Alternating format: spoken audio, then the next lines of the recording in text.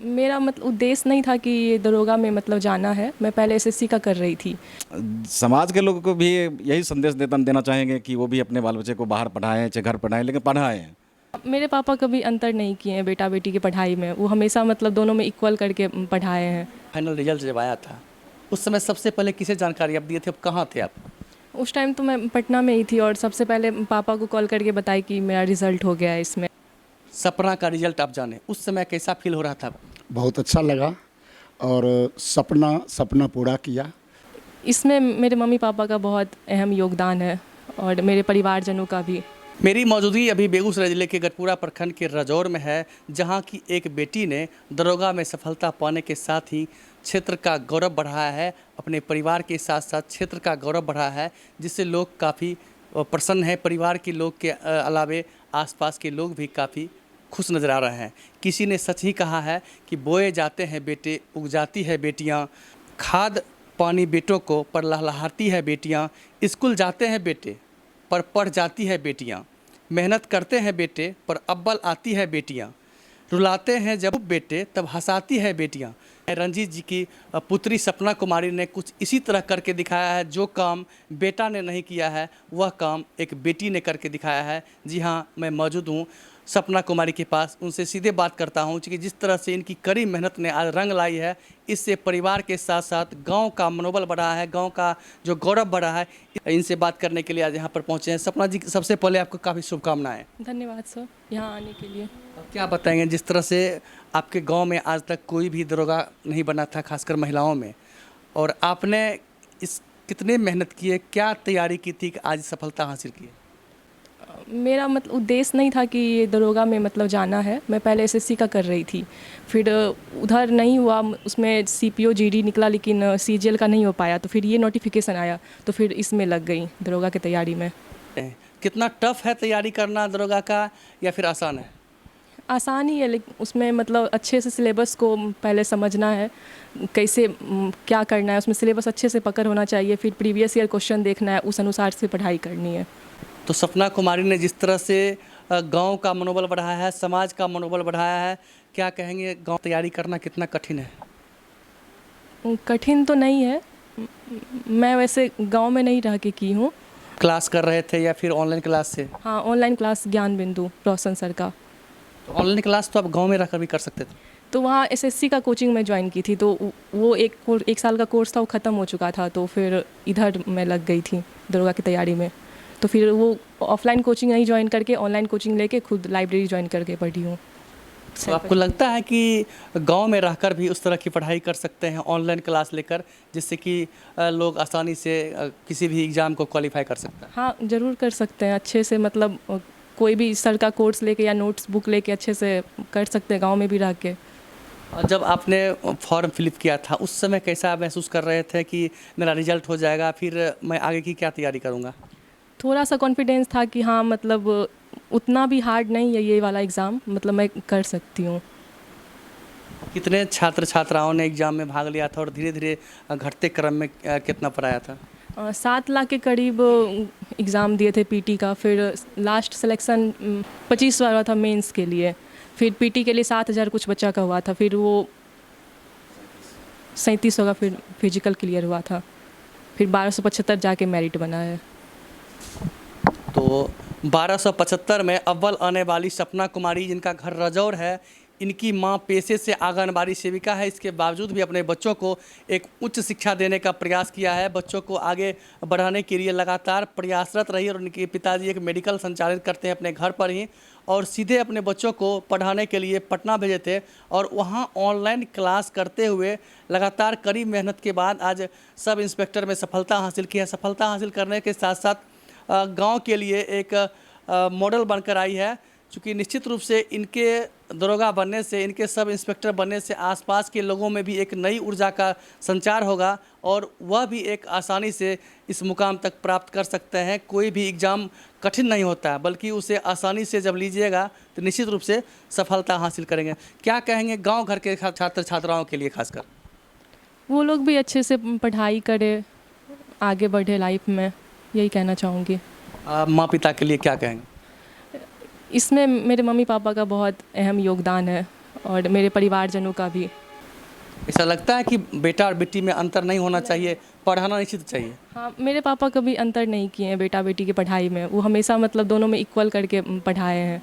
सबसे पहले तो मतलब एग्ज़ाम का पहले सिलेबस देखना चाहिए, क्या सिलेबस है। उसके बाद फिर प्रीवियस ईयर का क्वेश्चन बैंक लेना चाहिए। फिर उसमें अच्छे से क्वेश्चन देखना चाहिए किस टॉपिक में कितना क्वेश्चन आ रहा है। फिर उस हिसाब से बुक फॉलो करना चाहिए। और मैंने तो मतलब ज्ञान बिंदु सर का नोट्स फॉलो किया था और कुछ साइट से बुक जैसे लूसेंट, घटना चक्र और टेस्ट सीरीज़ ज्वाइन करके फिर मैं यहाँ तक पहुँची हूँ। आप जिस तरह से एक सब इंस्पेक्टर बन गई हैं, आप सीधे आपका योगदान होगा, जोइनिंग होगा। क्या लगता है कि आपके शरीर पर जब वर्दी आएगा, वर्दी धारण करने के बाद गरीब को, गुरबों को, निसहाय को न्याय दिलाने में कहाँ तक सफलता हासिल करेंगे? मेरे से जितना हो पाएगा मैं उतना प्रयास हमेशा करूँगी।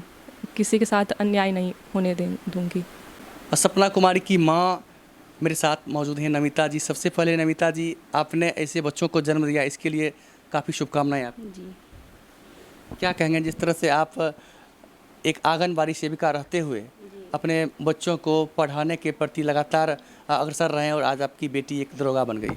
जी, खुश हैं। कैसा लग रहा, जब आप रिजल्ट जाने तब कैसा लग रहा था? बहुत खुशी की बात है, बहुत खुश हुए। तो माँ काफ़ी खुश है, पिताजी काफ़ी खुश हैं, चूँकि इकलौती बेटी है और सब इंस्पेक्टर में जॉब पाने के बाद काफ़ी परिवार के लोग काफ़ी खुश नज़र आ रहे हैं। सपना जी के पिता रंजीत प्रसाद यादव मेरे साथ मौजूद हैं, इनसे भी बात करने का प्रयास करेंगे।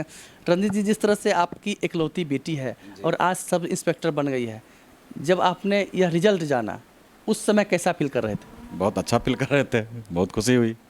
बहुत लोग तो कहता है कि जो बेटी है इसको बाहर पढ़ने नहीं भेजना चाहिए, लेकिन आपने बेटा और बेटी में अंतर नहीं किया है, जिसका नतीजा आपके सामने है।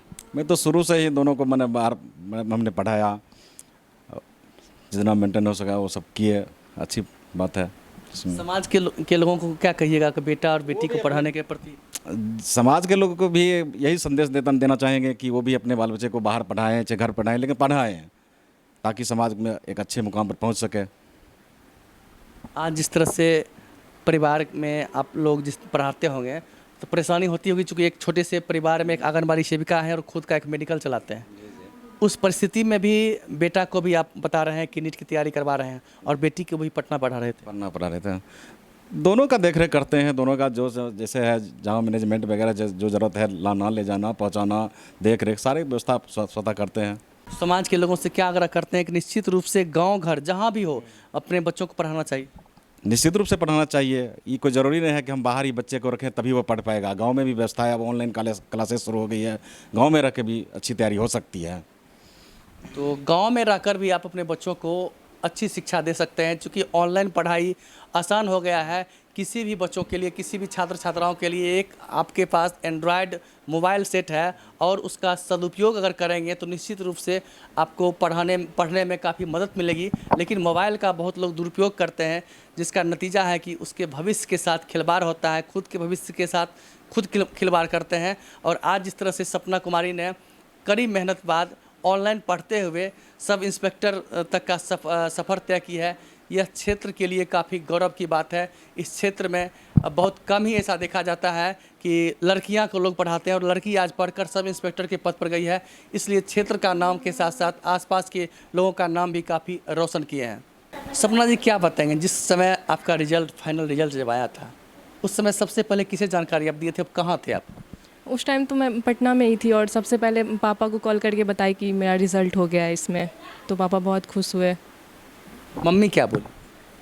मम्मी भी बहुत खुश थी। उससे उस टाइम बात नहीं हो पाया था, पापा से ही बात हुआ था। हमारे साथ सपना कुमारी के फूफा जी हैं, चूँकि परिवार के साथ साथ जो भी रिलेशनशिप के लोग हैं वो भी काफ़ी खुश रहे और आज यहाँ इनको बधाई देने के लिए पहुँचे हैं। क्या बताएंगे सर, जिस तरह से सपना का रिजल्ट आप जाने उस समय कैसा फील हो रहा था? बहुत अच्छा लगा और सपना पूरा किया। और इसमें जो गुण था, मैं तो आता जाता रहता था, ये पढ़ाई में बहुत मन लगाती थी, सकारात्मक सोच था इसका और हमने पहले भी कहा था कि बहुत आगे बढ़ेगी। एक दो परीक्षा के बारे में सुने कि और भी निकाली थी पहले भी, जहाँ उनके पापा जाने भी नहीं दिए, और हमें लगता था क्योंकि इसकी पढ़ाई करने का तरीका और ख़ास करके मेहनत जो ये करती थी, इसके लिए इसको बहुत बहुत धन्यवाद हम देंगे। और हम कहना चाहेंगे, चूँकि हम भी कोचिंग संस्थान चलाते हैं, बच्चों को कहते हैं कि मोबाइल जो सकारात्मक सोच के साथ अगर बच्चा पढ़ेगा तो वह इसी तरह से सपना की तरह आगे बढ़ेगा, और नहीं उसका मिसयूज करेगा तो वह बच्चा कहीं का नहीं रहेगा। तो साफ समझ सकते हैं कि मोबाइल का अगर सही तरीके से यूज करते हैं तो निश्चित रूप से एक मुकाम तक आपका यही मोबाइल ले जाएगा, और जब आप उस मोबाइल का मिसयूज करते हैं तो वही आपको गर्द तक भी ले जाएगा। इसलिए निश्चित रूप से आप अपने मोबाइल का सदुपयोग करें। आपके पास अगर रुपये की कमी है तो घर बैठे ऑनलाइन क्लास 100, 200, 400 रुपये में मात्र क्लास मिलता है, उस क्लास के सहारे भी आप तैयारी कर सकते हैं।